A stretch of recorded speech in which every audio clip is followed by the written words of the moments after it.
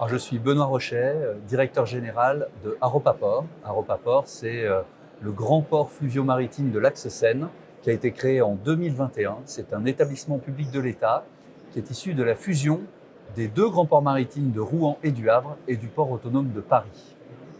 Haropa-Port est le premier port de France. C'est aujourd'hui le seul port d'Axe avec la rivière, le fleuve Seine comme colonne vertébrale.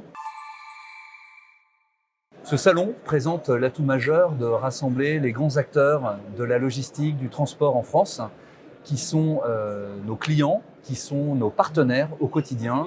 Et il est pour nous très important d'assurer une présence sur ce salon, de participer pleinement aux différents événements qui sont proposés par le salon. Cela permet, avec cette unicité de lieu et de temps, de rencontrer un grand nombre de personnes sur un intervalle de temps extrêmement réduit. Les défis sont nombreux. Nous sommes en train de rédiger le nouveau projet stratégique qui couvrira la période 2026-2030. Haropa-Port a été créé en 2021, et donc nous terminons en 2025 le premier projet stratégique qui a vu le port investir plus d'1 milliard d'euros sur l'Axe Seine. Donc c'est un investissement qui est important, qui est inédit dans l'histoire des différentes plateformes et qui assure une cohérence entre les différentes approches tout le long du corridor. Et donc le projet stratégique 2026-2030 prévoit de poursuivre cet élan et d'investir plus d'1 milliard d'euros de nouveau jusqu'en 2030 pour à la fois moderniser le port et puis pour préparer nos infrastructures à relever les défis du futur. Et relever les défis du futur, bien entendu, c'est accompagner et même être moteur sur les sujets de décarbonation à la fois de la logistique, décarbonation également de tout le cluster industriel, puisque la basse vallée de la Seine notamment est un hub énergétique français.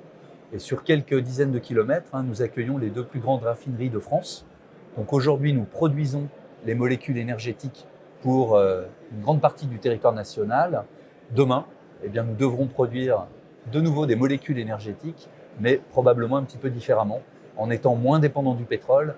Et le contexte géopolitique montre à quel point, pour des raisons de souveraineté, et les ports sont sans aucun doute un outil de souveraineté, il est important d'arriver à réinternaliser en France cette production énergétique. Donc la décarbonation et puis l'adaptation au changement climatique, l'insertion dans l'environnement, qui sont des thématiques extrêmement importantes, tout en développant, en continuant de développer l'activité, en continuant de développer les trafics sur nos infrastructures. Il y a de grands projets qui sont en cours, notamment sur la partie conteneurs, mais également sur la partie vrac sec. Donc voilà, d'ici 2030, un projet ambitieux, un projet qui permet de développer l'activité, d'inscrire pleinement le port dans les grandes priorités nationales, et puis un projet ambitieux en termes d'investissement. Nous serons au rendez-vous pour moderniser l'outil portuaire au service de la France. L'exclusivité, les choses avancent très rapidement sur la partie conteneur. Je ne peux pas en dire beaucoup plus, mais les choses avancent.